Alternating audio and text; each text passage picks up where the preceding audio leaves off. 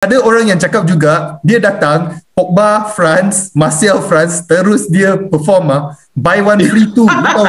Di Madrid lepaskan Varane, pergi ke MU untuk apa? Untuk menjatuhkan. Sebab Lindelof dengan Varane lebih kurang sama je. Tak ada yang istimewa. Tak boleh tahan, serius.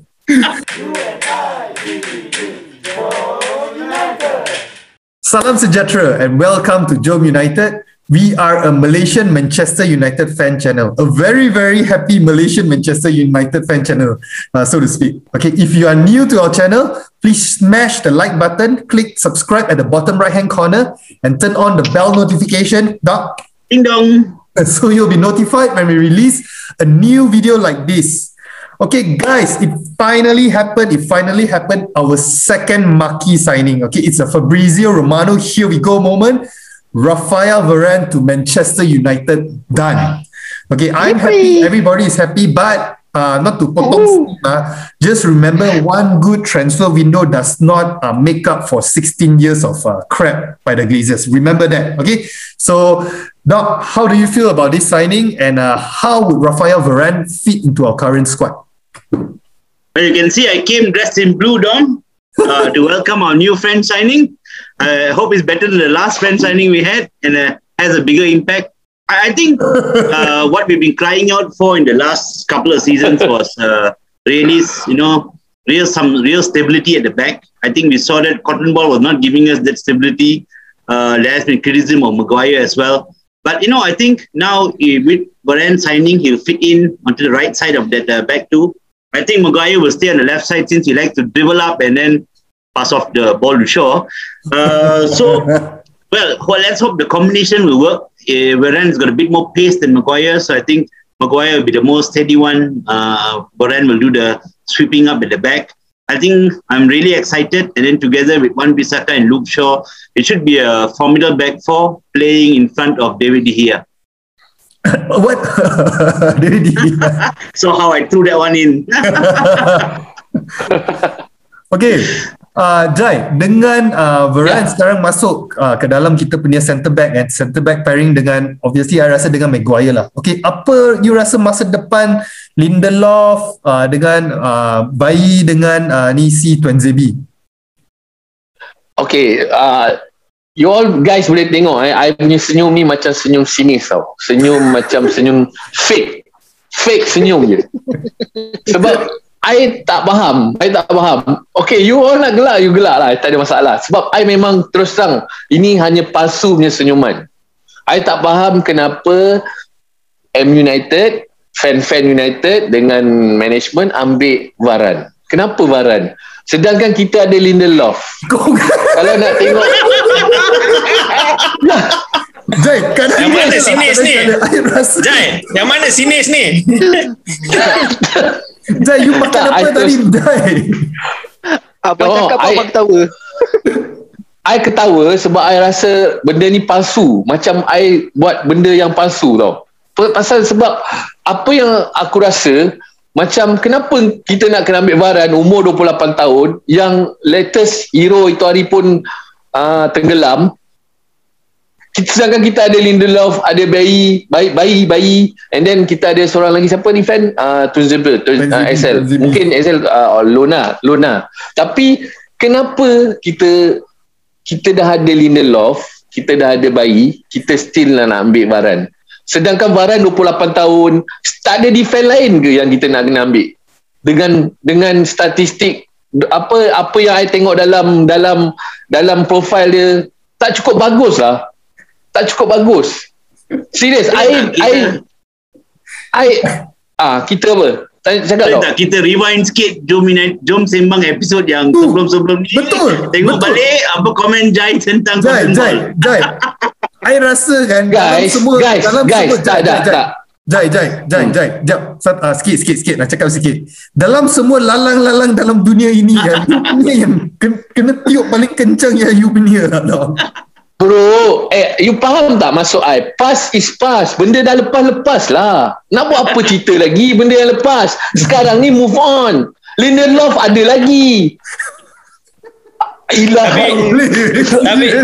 Tapi Jai, Tapi mengaku memang ada masalah dengan center back pairing kita lah, yang di antara dua-dua tu memang mereka ada masalah kan? Atau memang ada masalah. I admit memang ada masalah. Tapi kenapa Varane? Sedangkan kita ada Lindelof dengan Varane lebih kurang sama je. Apa sama? Satu dah menang Champions League, dah menang segala-gala, semua dah ada dah menang World Cup lah bro. World Cup ini semua pun guys, kalau bagus, okay, I cerita dengan you. Kalau bagus, Sergio Ramos dah gerak pergi PSG. Varane dia nak hantar pergi Manchester United. Kalau bagus, kenapa diorang lepaskan Varane? Real Madrid tau. Real Madrid bukannya kita cerita pasal wait. Bukan kita cerita pasal tim bawahan Spain. Kita cerita Real Madrid. Real Madrid lepaskan Varane pergi ke MU. Untuk apa? Untuk menjatuhkan. Sebab Lindelof dengan Varane lebih kurang sama je. Ada yang istimewa. I tak boleh tahan. Serius. Jai. No, but I think it's like bro. I think one person will agree with Jai lah. I think Josh will agree with Jai. Seriously, because Josh wants to Iron Mix. Call Josh to come on. Serious, I cannot. Aku tak kisah. Guys. Aku tak. Wait. Kejap. Selamat datang Varane. Aku ucapkan selamat datang Varane. Tapi dengar cakap ayat aku ni. Varane lebih kurang Lindelof. Simpan. Simpan. Jai. You cakap macam ni, you tengok muka apa dia terus terkejut. Dah terkencing rasa member. Tiba-tiba ni. Aku kalau tak suka, aku cakap tak suka. Betul. Aku tengok, aku dah kaji dah. Sebelumnya aku dah kaji. Varane ni sebenarnya daripada awal lagi aku dah terfikir kenapa dia Madrid nak lepaskan Varane. Sedangkan Sergio Ramos dah gerak. Jai. Actually kenapa dia lepas, pasal Varane dia ialah last year contract dia kat Real Madrid. So kalau dia simpan, dia renew contract, Varane tak nak. So kalau dia tak dapat renew contract, next year dia akan gerak free. Itu masalah dia. Dan sekarang Real Madrid, tim-tim macam Barcelona, Real Madrid, mereka yang ESL tu tak jadi, mereka rugi duit banyak. Memang itu COVID dah affect dia punya dia punya wages structure lah. So dia kena jual. Sebenarnya guys, Real Madrid nak ambil Pau Torres. Sebenarnya MU nak kena ambil Pau Torres. Kalau Pau Torres level dia lebih kurang tinggi sikit daripada Varane. Tapi kalau Varane lah sama dengan Lindelof atas sikit. Bukan sama dengan Lindelof Lindelof sama dengan Varane. Simpan Lindelof sama dengan Varane. Serious. Okay. Actually, you brought up Pau Torres. I got one point that I'm a little bit, how would I say, worried a little bit about both of them actually. Both Varane and Pau Torres to me, and I've seen Varane in a couple of Real Madrid games and also for France, and also Pau Torres, right? They look very much better when they are playing with a very senior centre back who knows how to control them. You look at Varane plays very well with Ramos. When Ramos was out injured, he also started to make mistakes. Very similar with Pau Torres when he played for Villarreal with Raul Albiol next to him. He was superb. But in the Spanish team, he didn't look that great. So I would say I'm a bit worried about. That's the only thing I'm a little bit worried. I hope I'm proven wrong lah. Sorry, Raj. Go ahead. Actually, no. What I wanted to do is I wanted to just add on Doc. Even when you see, I'm glad that he's at United. It's a fantastic news. He's a good addition from what we have. But what I'm worried is when Varane was playing with Kimpembe for France, he was not very convincing also. I get guys worry on that point. I get it.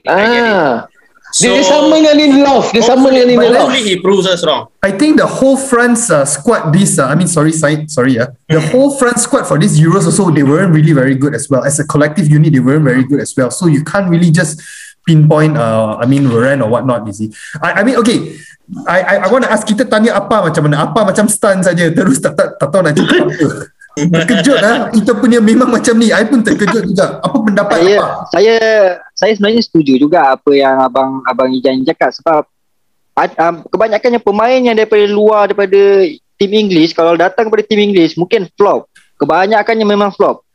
Tapi just give him time bagi dia masa, mungkin nak adapt tu susah. Tapi saya percaya Varane ni salah satu pemain yang kita perlukan juga. Sebab kalau kita fikir balik, kita punya Bailey injury prone. Boleh dikatakan setiap season dia mesti ada injury, walaupun ankle sikit je mesti dia injured sampai sebulan 2 bulan.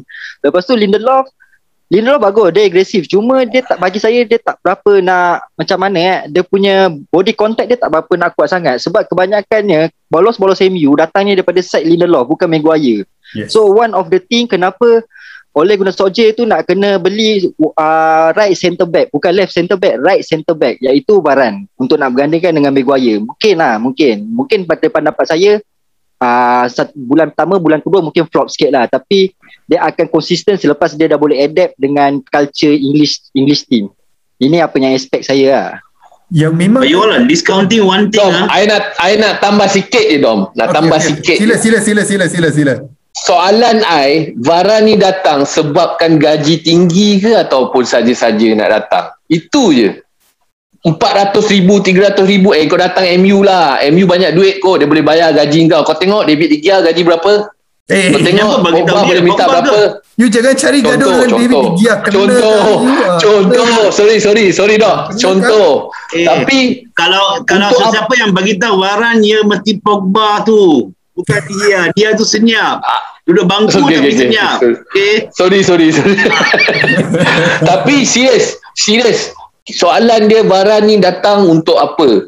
Sebab 28 tahun umur dia, main sama level macam Lindelof. Even dia dah ada World Cup, Lindelof tak ada. Tetapi kalau kita tengok inquiry dia punya determined, dia punya cut off bola, semua dia punya pressure lebih kurang je. Cuma ya betul.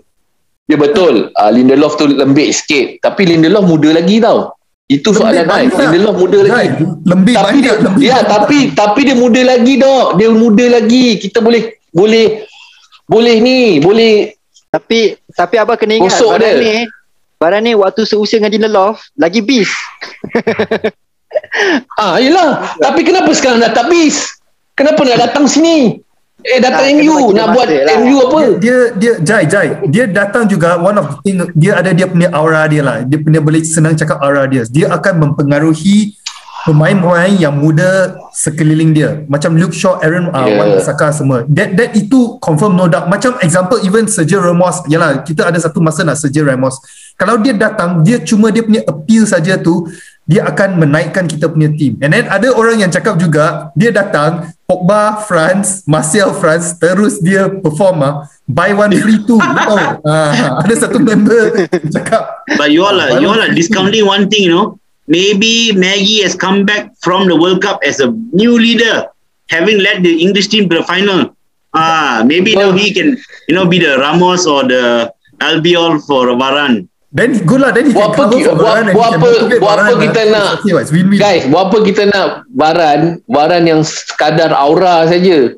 Baik kita pakai Maggie yang dah ada aura tu. Tengok sampai final tau, Euro yang terbaik ni. Buat apa nak pakai Varane?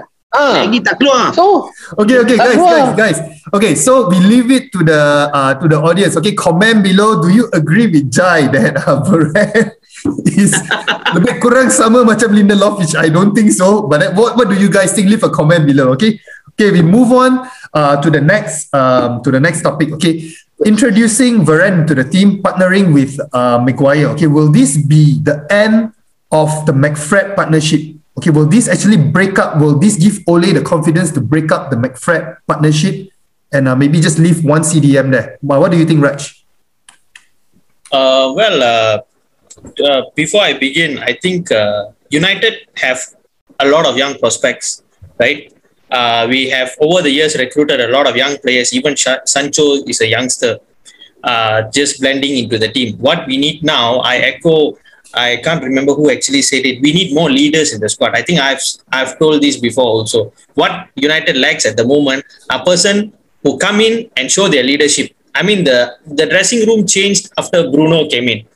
To a certain extent, I understand Jai is concerned because Varane is coming in at 28. He's old. He might slow down. Age might catch up and all those things. I totally understand that. But his leadership and his influence in the dressing room can play a huge factor in lifting the team. Exactly. That is one concern, right? Second thing, the main question is, will this break McFred? I would say initially Ole might try to break it, all right?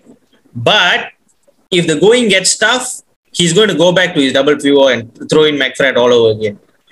That is why we need a proper world-class CDM as well. The transfer window is not done, right? Bringing Varane in is not important. Maguire goes up to pass the ball all the way to Shaw. And then what happens? He leaves a gaping hole behind. The CDM doesn't track back. We are exposed. How much only Varane can cover in the centre-back situation if he's playing together with Maguire? Or for example, Tuanzebe partners Maguire instead. That has been the problem. The actual problem is not getting Sancho, right? Varane is a good addition, yes. Sancho, I would say, is a luxury signing, something that we should have done 2 seasons ago. You bring in Pellistri, you bring in Ahmad, now you bring in Sancho, now you have 3 players in the same position. I still don't understand the logic for that. But still, it's a good marquee signing, fine. It's commercial purpose, I understand totally. But in terms of we need a proper world-class center defensive midfield. Unless and until Glazers get that, then we can really challenge for the league. Right? Maybe some might say, okay, throw in McTominay. McTominay to me is more of a box-to-box midfielder. He's much better in the opposition half. He's someone who can attack, latch on to the ball and create opportunities. That is more what McTominay is. We need someone to hold the base which allows 2 attacking players, and we have like 2 attacking players plus the front 3, 5 people attacking. Now we are stifled because 6 people are behind our half defending. The default position is don't concede goal. So you build a fortress of 6 defenders. You're sacrificing 1 forward-going player. So if you have someone like, let's say, Bissouma or Calvin Phillips or Declan Rice, anyone, a world-class, not to say world-class, someone who can come in, the goal is to shield the back 4, something like what a prime Matic would do, and recycle the ball. That's it. That's all he needs to do. Until and unless Ole gets a proper CDM, I think McFred will be his fallback position should something else happen. He actually made way with McFred, and then he got scared that he will lose his job. He threw in McFred again, played a double pivot all the way until the end of the season. Whenever they are fit, he will play a double pivot. So a world-class CDM is very much needed. Yeah, the CDM that you mentioned to cover the back 4 is one thing, but then to be able to pass forward, I think that is very critical. Like Matic, one of his good things is his vision, and then the way that he can actually move the ball forward. Yes, correct. That is very, very important. Correct. Okay, McTominay moving the ball forward, my humble opinion, I don't think he has it now at this moment. That is one of the reasons why I don't think he can really do the CDM role. Okay, we want a more modern type of CDM. I feel that McTominay needs to be given more freedom. The defensive, he is more better pushing forward than he is defensively, not like what they use in Scotland, for example. So I feel that that is the main problem with United. Until and unless we get a proper player, proper CDM, then the problem will still be evident even next season. Yeah, I agree with Raj actually, and that is why I've been pushing for Rice signing. If you look at the England games, right, his reading of the game and when he needs to fall back, when he needs to cover is amazing. And every time when Maguire goes up, he has already dropped behind and waiting to cover any pass that comes through that vacant area. And he's not so much of really true pass kind of defensive mid, but he will clean up everything, and he is the one who spread the passes around, right? I don't agree though with your comments about Sancho. I think even though it's a season later than what it's supposed to be, he's still a very valuable addition. He's more of a finished article if you compare with Ahmad and Pellistri. Ahmad and Pellistri have talent, but even if you saw Ahmad towards the end of the last season's games, right, he does produce a little bit of good moments, but fades out throughout the game, easily knocked off the ball because they're very small size. Both of them are small size. Now, playing against first division teams and all that is fine, but doing it day in, day out in a Premiership league is not easy. They will get bundled over, right? They're very soft, and that's what will happen. So, for me, I think Sancho is still a very good addition because he's a complete product. He's been in the English league, he's been to the German league, successful comeback. And for me, I think we needed a player on the right side just to also freshen up the right side, give Greenwood a bit of a challenge, maybe later on move Greenwood move to a centre. So interesting to have him on board, and now with Varane, I just hope if we get a good defensive mid, and for me it's Rice currently, I think it would be a very, very good transfer window, and I think it would be good for Ole and the team to push on and win a trophy this year, definitely. Yeah. Okay, I ada satu soalan. Okay, apa I nak tanya you satu soalan. Tadi Raj ada cakap yang jika kita punya idea memang kita nak main, Oli cakap nak main 4-3-3. Okay, if just say dia punya plan tak jadi, dia akan kembali kepada main double pivot. Okay, sebagai seorang fan Manchester United, okay, if betul-betul dia buat macam tu, dia dah sign player yang dia nak, dia dah ada Sancho, dia ada Varane sekarang. Okay, maybe most likely satu third signing akan datang. Dengan first class player yang dia ada sekarang, kalau dia kembali kepada double pivot, apa pendapat you sebagai Manchester United fan? You accept ke tak? Saya rasa dah tak relevan lah untuk double pivot 4-2-3-1 tu. Sebab berapa season dah kita dah gunakan double pivot tu. Menggunakan McTominay dengan Fred terlalu kerap bermain. Lepas tu boleh dikatakan Matic ni sebagai second option je ataupun third option untuk liga-liga kecil macam Carabao Cup ataupun FA Cup. Saya rasa kalau pendapat saya tak setuju, lebih setuju kepada 4-3-3. Tetapi bila saya terbaca macam berita tu yang Ole nak gunakan 4-3-3, saya terus teringat macam the prime time of Barcelona 2009. Cuma Barcelona 4-1-2-3. So yang satu tu Busquets dan dua attacking ataupun midfielder tu Iniesta dengan Xavi. So kita boleh menggunakan 4-3-3, cuma permasalahan dia kita memerlukan satu CDM. Saya setuju dengan Abang Raj. Kalau kita nak gunakan 4-3-3, kita memerlukan CDM dengan CM yang kuat, yang laju, yang boleh baca game, opponents, rivalry tu supaya attacking ataupun midfielder tu dia punya right center midfield dengan left center midfield tu boleh balance, boleh bergerak dengan secara bebas. Seperti kita tahu macam Pogba, kita contoh sebagai Pogba dekat Juventus, dia main dengan Vidal, dia main dengan Pirlo, dia main dengan Marquinhos. Boleh dikatakan waktu tu dia memang free nak pergi mana-mana. Kalau dia tinggalkan belakang pun dia tahu siapa yang boleh tolong dia kat belakang. Waktu dia main dekat Perancis pula, dia ada Kante, dia ada Rabiot. Lepas tu waktu yang diorang menang World Cup, dia ada Matuidi. So kalau dia lepaskan untuk kat belakang, dia tahu siapa dekat belakang. So permasalahan dia, kita boleh main 4-3-3, cuma kita kena ada satu center midfielder ataupun center defensive midfielder yang kuat. So pada pandangan saya, kalau untuk posisi tu memandangkan Fred ni, bagi saya ramai orang cakap Fred ni dia power main kat Brazil, tapi kita kena ingat Fred power dekat Brazil sebab ada Casemiro. Itu yang saya boleh cakap. Lepas tu kalau McTominay pula ni, saya boleh dikatakan dia better dia main dekat center back dia bagi second option untuk center back. Sebab bagi saya waktu dia dekat Euros pun power main center back. So saya rasa biar dia dekat center back, Matic sebagai second option. So bagi saya kalau untuk first option untuk CDM pada pandangan saya Bissouma, siapa lagi, Kevin Phillips daripada Leeds dengan Declan Rice. 3 ni je. Tapi kalau betul-betul kalau tanya saya siapa yang saya nak Kevin Phillips. Sebab Kevin Phillips waktu dekat England, kalau dia pegang bola, dia tahu nak hantar bola tu kat mana. Once dia pegang bola, dia punya partner side dia, right wing back, left wing back, right wing dengan left wing, dah tahu nak pergi mana. Sebab kegunaan Kevin Phillips adalah untuk menghantar bola. Begitu juga dia dekat Leeds. Dia dapat bola, side player mesti dah boleh baca mana nak pergi. Itu kelebihan Phillips yang saya boleh nampak. Jadi pandangan saya boleh 4-3-3, tapi nak kena ada seorang yang CDM yang kuat lah. Kevin Phillips pilihan saya. Tapi kalau Kevin Phillips berdasarkan Euros, pendapat saya dia menyerlah juga pasal ada Declan Rice. Pendapat saya, I think.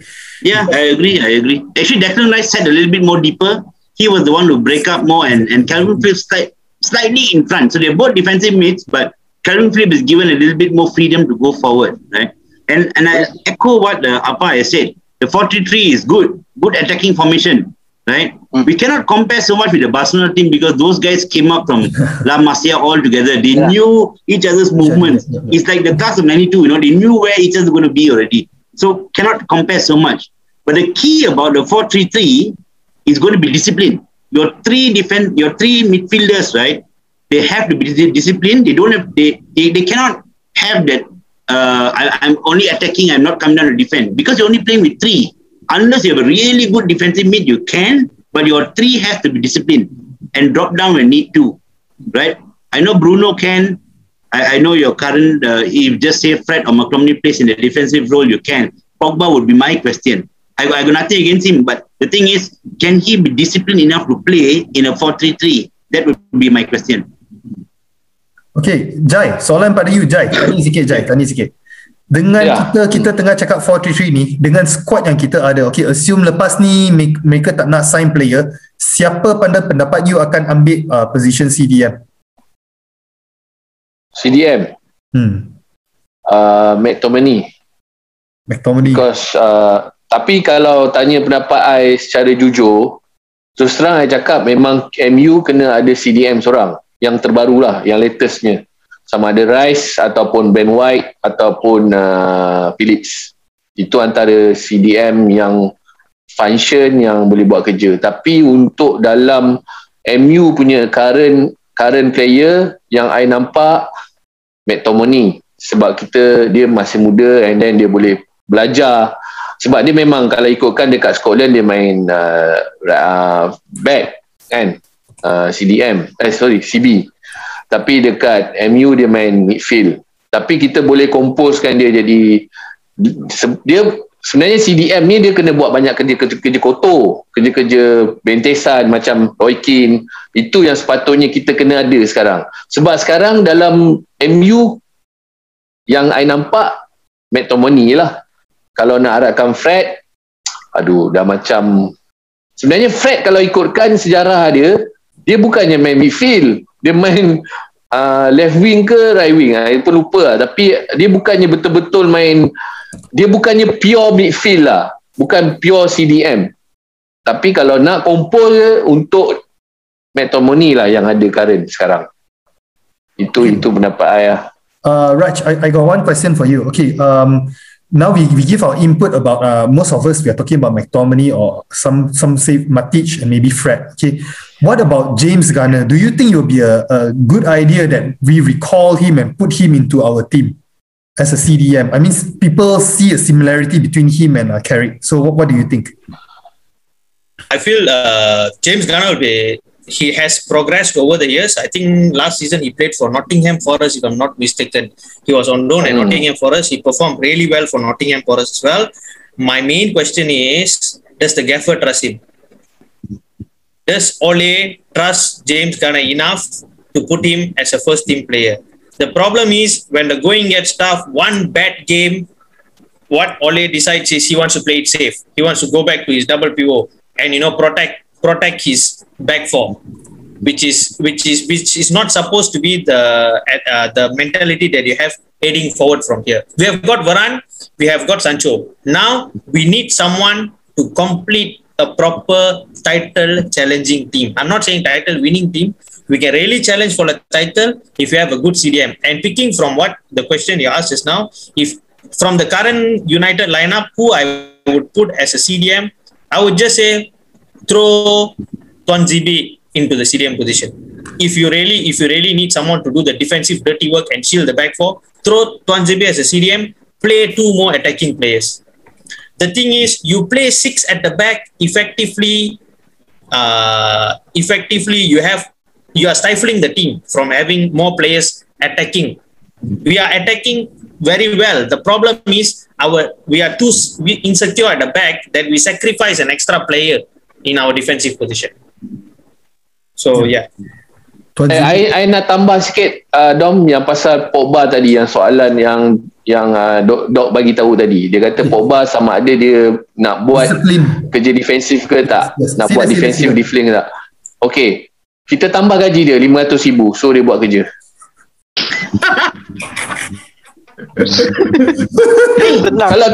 Kalau tak suruh dia berambus lah, suruh dia belah, ganti orang lain. Dah gaduh banyak ni, dah gaduh banyak.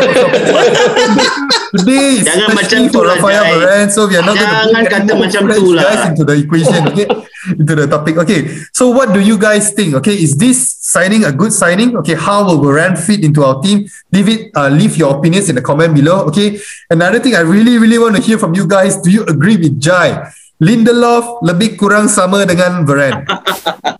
I don't know. Okay, so like usual, like, subscribe, okay, share this video, and we'll see you guys in the next episode. All right, cheers. And bang.